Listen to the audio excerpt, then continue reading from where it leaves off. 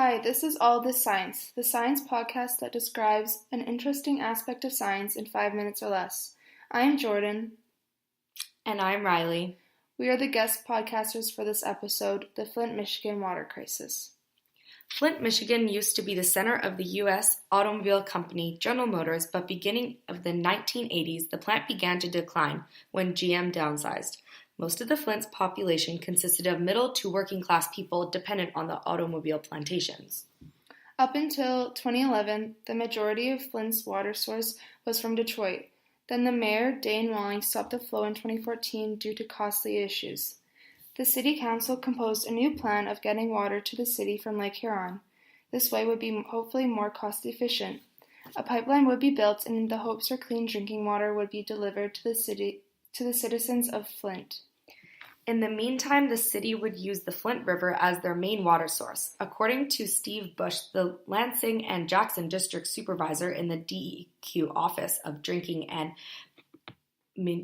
Municipal Assistance, stated individuals should not notice any difference. With this statement, he added that there would be an extensive cleaning to the river in order to provide safe, clean drinking water.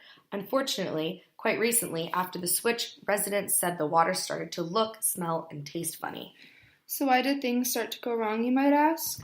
It was discovered that the water exposed to high levels of lead, and in 2015, after 18 months of complaints, a study by Virginia Tech researchers found that the pipe were leaching lead into the water.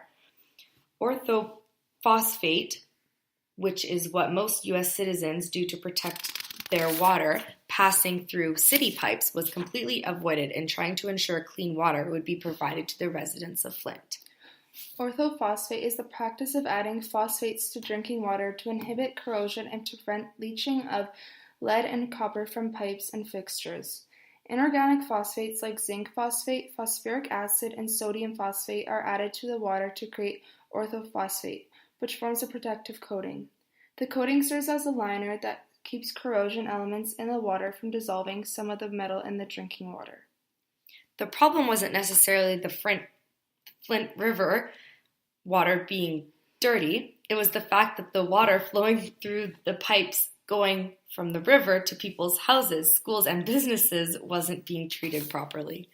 The high levels of lead began to poison numerous amounts of residents.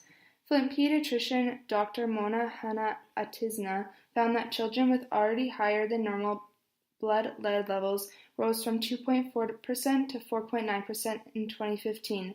Then later in that year, it almost doubled to 10.6%. There is no cure, there is no antidote, she says. However, there is so much that we can do and that we are doing to minimize, to mitigate, to buffer the impact of the exposure. We cannot take it away, but we can do so much to lessen it. Hannah Atizna says that the city is building programs to help support these children in the future so they can overcome future challenges caused by lead exposure. Lead poisoning can lead to many health conditions affecting the heart, kidneys, and nerves.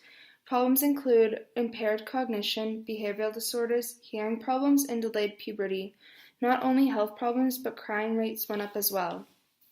And now in 2018, the problem hasn't settled down yet. Since 2016, the state of Michigan has supplied free bottles of clean water to the residents of Flint.